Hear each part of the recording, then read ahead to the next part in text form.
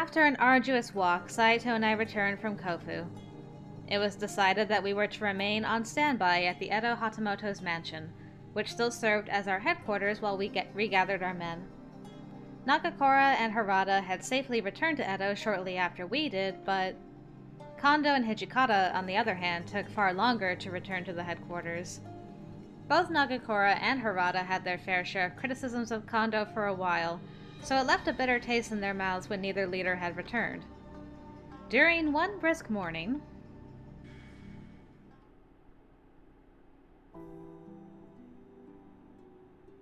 Well, take care, you two. Don't go crying just because you won't be seeing us around anymore. Are you two really leaving? Figured it's the right time, if ever. Well, I'd be lying if I said I wouldn't miss everyone. Is there any way you could speak with Kondo and perhaps reach a compromise?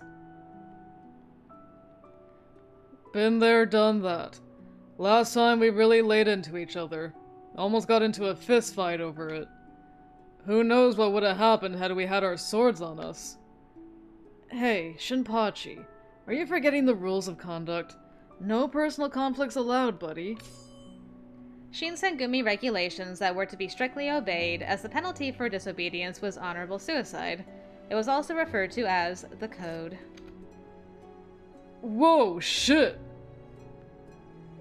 Hey, we aren't Shinsengumi captains anymore, so those rules don't apply to us either.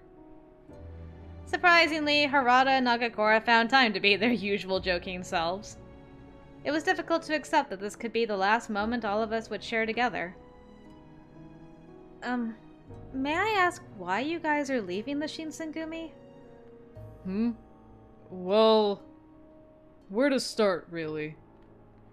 Nagakura impetuously scratched at his nose with his fingers. It's not like we don't want to fight the Satsuma and Choshu anymore.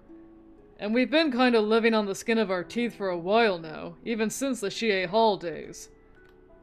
It's just... I felt like if I continued being here, everything I'd have done would have started to feel like a big fat lie. A lie? For a moment, Nagakura was deep in thought. It seemed as though he had settled on an answer, but he was choosing his words very carefully.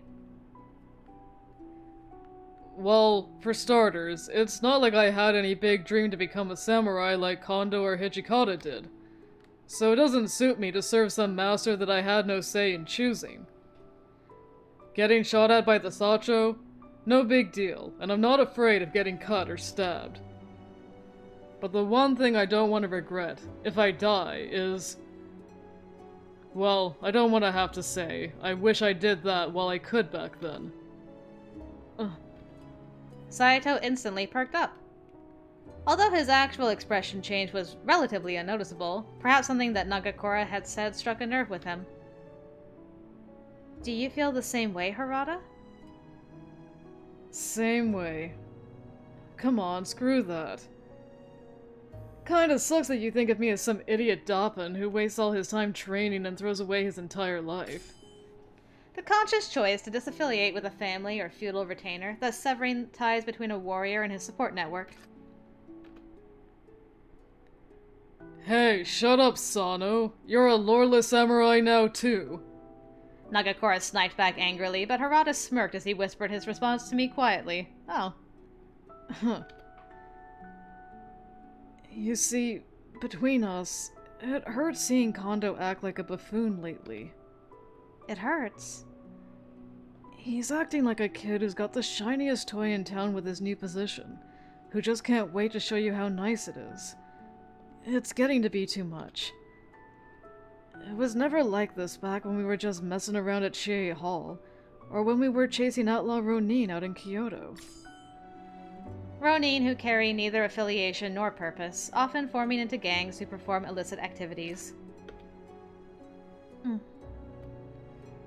Each time either man expressed his candid reflection about Kondo, or the way things used to be, it reminded me of just how ephemeral? I don't think I've ever seen that word before. Each of those moments were, and how impossible it was to reclaim them as they used to be. Well, nothing will change the fact that we're still gonna have to fight the Satsuma Choshu. Right. This isn't the end for us, so don't look like such a downer, kid. Okay.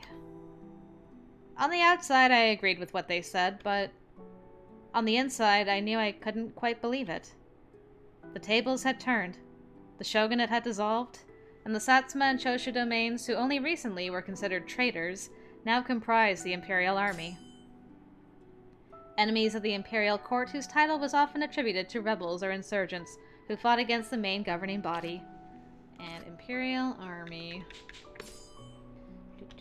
4? Yes. The army of the imperial estate, and by extension the emperor. It was used to refer to armed forces loyal to the Meiji government. What would later become of all of this, however, was something none of us had ever anticipated. Well, time for us to head out. Please wait. Allow me to escort you out. Aw, no need for that. If you do, it'll only be harder for us to say goodbye. It is no inconvenience. We will see you off. Aw, thanks, Hajime. Saito spoke quite firmly, and together we walked both of the men towards the front gate. I like that we had this personal goodbye time with him this time around. That was nice. Instead of just reading about it after the fact. As we exited the building, we found Soma and Nomura standing idly to share their salutations. Oh, Nagakura. Harada. So, you guys really are leaving? Things are gonna be real dry around here without you, that's for sure. Oh, come on. I know you guys are excited that your noisy commanding officers are gonna be out of your hair. Pfft, speak for yourself. You're the only noisy one. Don't compare me to you. Soma, Nomura. Take care of Kondo and Hijikata. Yes, leave it to us! Well, please look after yourselves. Sure thing. Later. Harada took one step in an attempt to leave, but... Nakakura, however, was frozen, and he turned around. He marched up to Saito silently. Saito, you plan on staying here forever? Yes. The only way I can fulfill my duty as a warrior is by staying here. Nagakura seemed dissatisfied with Saito's answer. He took a breath as if he were about to refute Saito's answer, but instead let out a heavy sigh. With a crooked expression, Nagakura seemed to deliberate to himself, hoping to find something meaningful to say. Then after a brief pause, he gazed solemnly at Saito. Just because they don't recognize you as a samurai doesn't make you any less of a warrior. What is it that you are trying to say? Why don't you try finding a new place that'll value you? A master who'll give you a second chance. I mean, you pick your clothes, your sword, and your wife. Basically anything that matters to you, right? So, who the hell decided that you can't choose your own master, too? Alright, Shin. You're a vagabond now. Don't put yourself in the same boat as Saito. Well, I'm just trying to look out for him is all. Anyways, we could probably talk here for days, but parting such sweet sorrow and all. So, see you later. Alright then. Farewell. Interesting.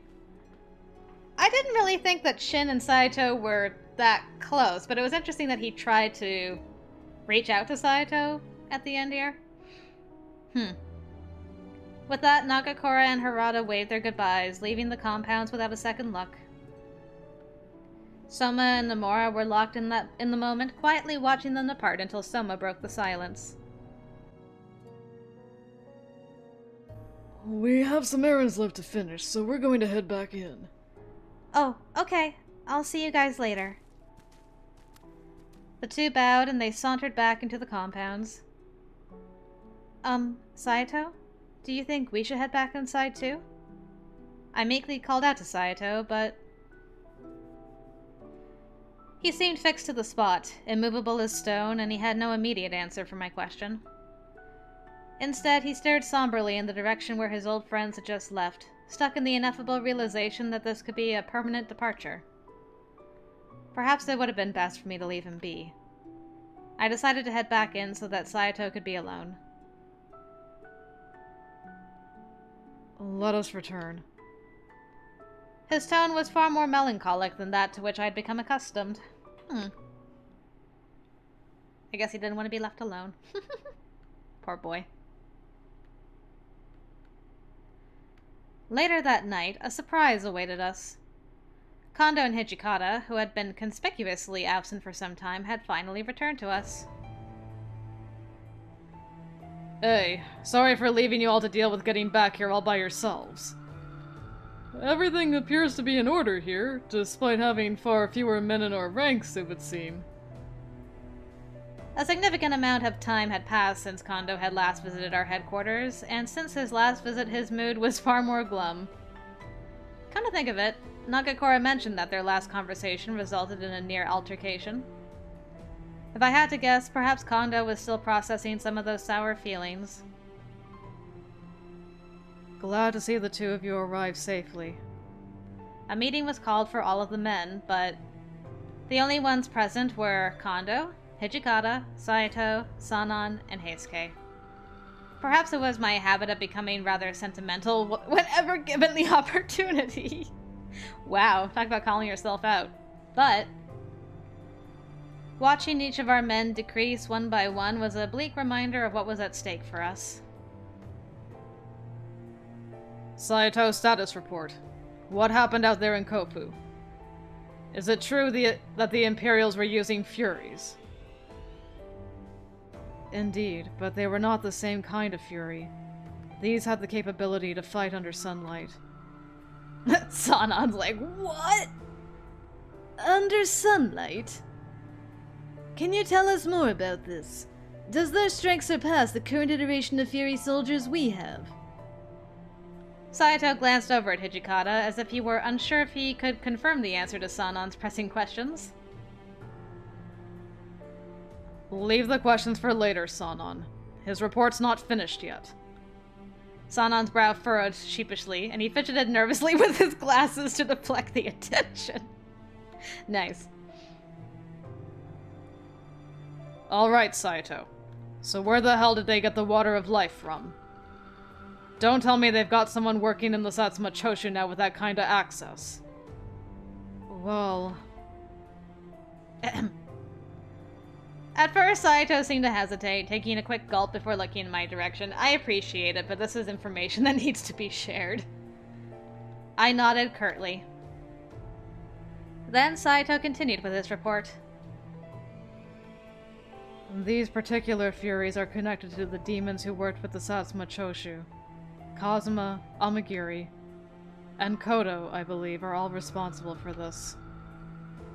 Both their physical strength and speed are beyond that which is capable from the Shinsengumi's Fury Core. So, they figured out how to get those bastards to move in the daylight, which means one less weakness. Adding insult to injury, they're stronger than our own Fury Core, huh? Ain't that some shit?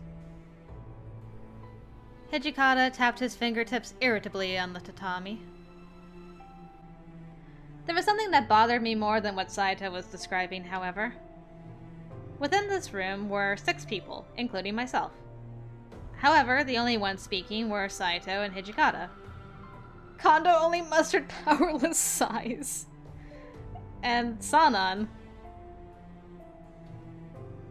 If all is as you recount, and they have successfully produced Furies that are as efficient in sunlight, then it must mean Kodo has unearthed the breakthrough with the water of life that had eluded him before he left the Shinsengumi.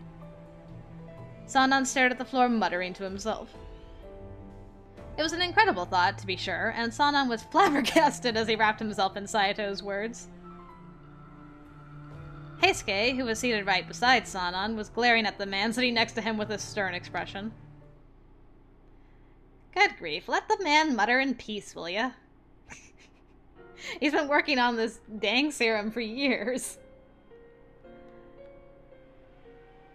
Between the departure of Nagakora and Harada, and Kondo's lack of pronounced direction, It meant that the burden of responsibility fell heavier than ever on the shoulders of the men in this room. One of our other stalwart leaders, Okita, was being treated for a terrible bout of tuberculosis, meaning that he was sadly unable to help us in these trying times. Oh. Which left Saito with a larger role to help steer this increasingly bereft Shinsengumi into a positive direction. However, he was struggling with his own afflictions, having been forced to consume the water of life. Just from looking at him, I knew that his bloodlust was only going to become more intense as time went on. Even so, his work ethic was unbreakable, something I had admired dearly about him. Considering what predicaments the Shinsengumi had to face, I could not bear to tell him that he deserved rest. All I could do in the meantime was patiently observe Saito's gradual, unpleasant decline. Dang. Man, poor Bean. The Bean needs a vacation. We awoke the next day to a bright, placid morning sky. Out of the blue, Hijikata summoned everyone for a meeting, projecting his voice loudly to all of his men. Seems like our time's up here in Edo. How do you mean? Those tight-asses up in Edo Castle have all but lost the will to fight. Rather than waste away here and wait for them to hand us our asses, I'd rather take a chance and meet with folks still ready to give their all for our cause.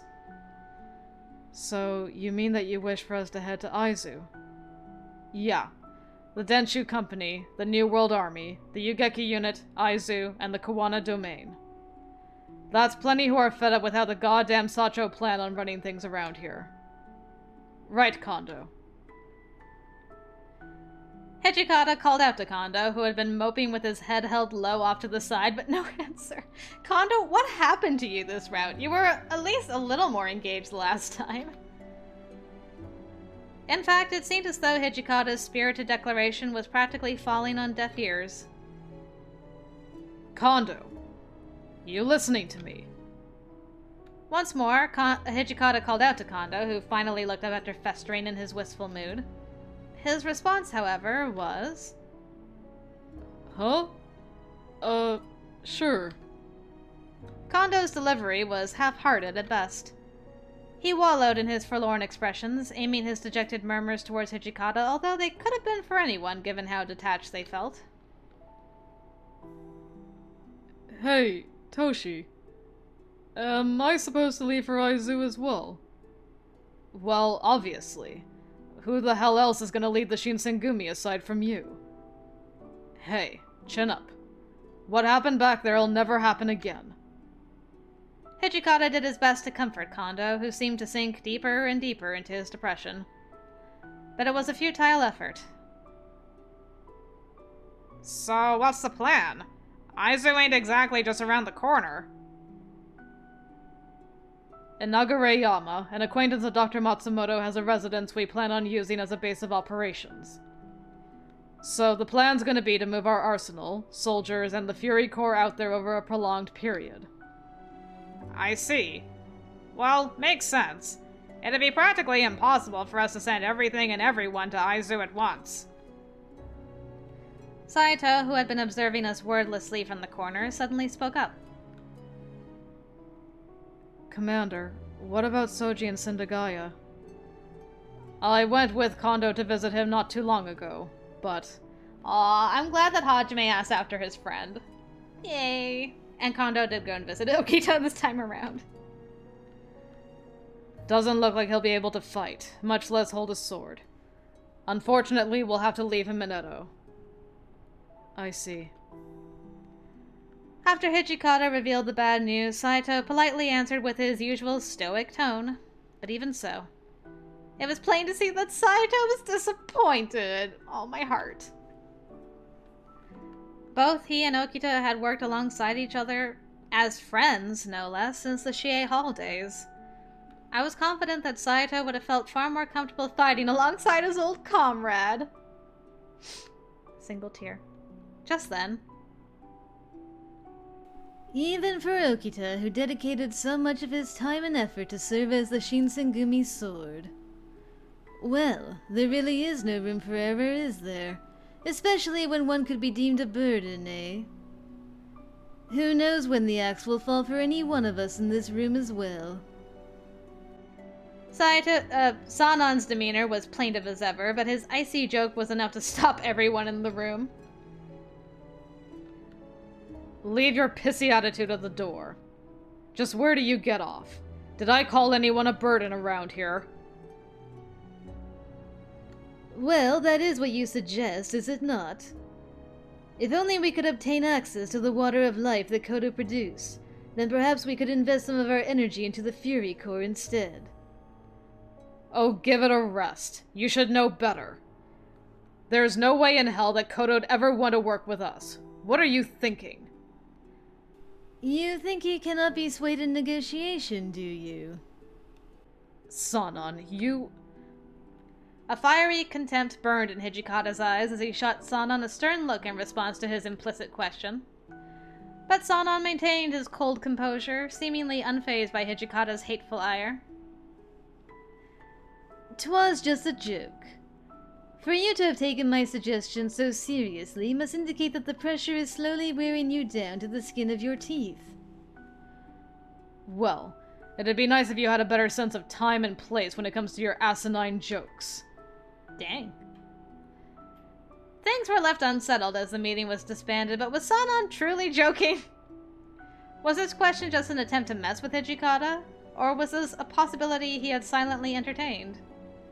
These thoughts were sifted back and forth in my head well into the night's end.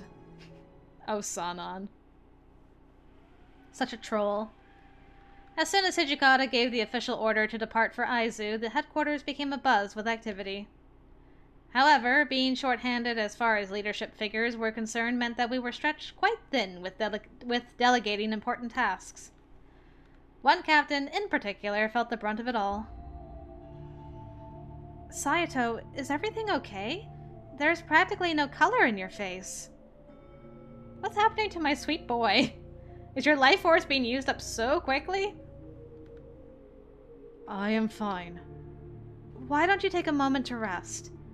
I know that you were working pretty late into the night yesterday evening. And yet, there is still so much left to prepare before our departure for Aizu is complete. Resting is a luxury I cannot afford.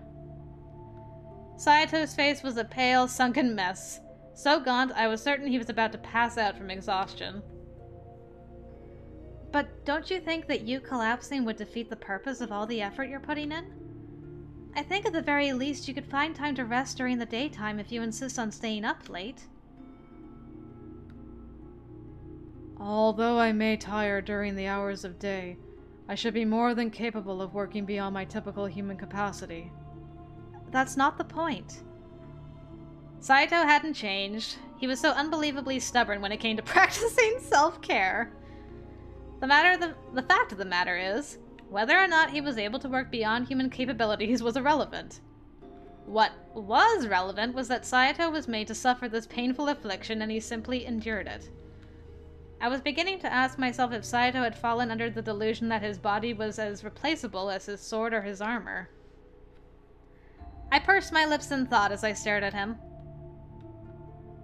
And besides, if I were to stop working, then the Shinsengumi would... Huh? Nothing.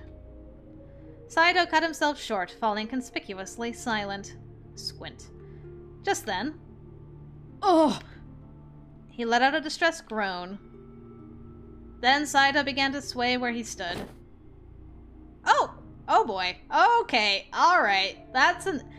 Really? You're at this point and you're like, maybe I should rest? No? You're not gonna think that at all? My bean! Saito! Are you okay? I hastily rushed to his side, supporting what was becoming dead weight as I frantically called to him. Saito's full, supple lips. Ahem. Chizuru, what have you been thinking about this boy's lips? Were becoming pale, and his breathing became ragged as he gasped for air. Are you okay? Just hold on. Apologies.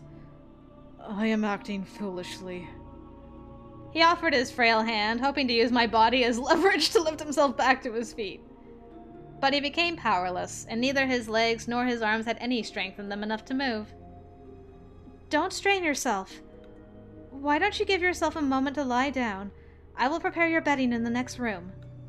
Saito shook his head. I am fine. By staying still here, I believe this will pass. As always, Saito was adamant about declining. All I'd wanted was for him to rest, but alas, there was no convincing him. His affliction, however, did not wait for him to decide. Ugh! Welp. You dummy. After a brilliant flash, Saito's hair turned white. My inclination turned out to be true. Saito was transforming into a fury. From what I remember, his fatigue and stress would slowly melt away were he able to drink blood. Ergo? It was a bit of a gamble, to be sure, to try this option in hopes of improving his physical condition, but this was all I could do for him. Saito, please, drink my blood. As my command fell onto his ear, Saito's shoulders twitched. The Shinsengumi's not in the best shape right now, right? That means we need you more than ever. Saito pressed himself against me as his breathing became a labored wheeze. Well. Without a second thought, I unsheathed my kodachi and I sliced a tiny cut into my earlobe. Wow, you even played into his kink too! What a girl. Saito, you've got the best girl. Small, hot droplets of blood came oozing out. Everything will be okay. When you drink blood, I'm sure you will feel better in no time. I calmly wrapped my arms around Saito's body, and I nuzzled my bleeding earlobe against his soft lips. Good job, girl. Proud of you. His tongue was gentle, but eager, and I felt a chill run down my neck as his mouth wrapped around my cut. His ragged breath tickled my ears. Without saying a word, Saito sipped the blood. The frequency of his warm, staggered breathing began to slow itself. This alone made me feel relief. Just being able to ease Saito's suffering, even if it was just a little. As I sighed in relief, I had sensed that something was amiss. The cut I just made had already healed.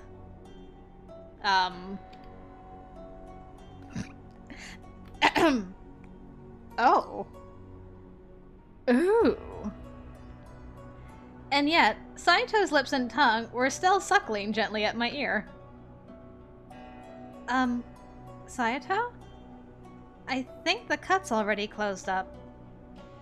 After I timidly expressed my observation, Saito's fingertips, which had only moments earlier stroked my hair, twitched awkwardly. Oh, was that not enough blood? Do you want me to make another cut?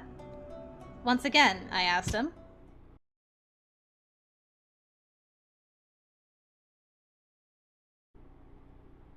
What? Did you, like, throw her away from you? Did you punch her in the face? What have you done? Saito, what have you done? Ah! Saito hurriedly got to his feet with such aplomb, and it felt as though he were pushing me away. What's the matter? You are such a doofus! Saito! Oh no, I got too into the kink. Oh no, abort, abort, run away.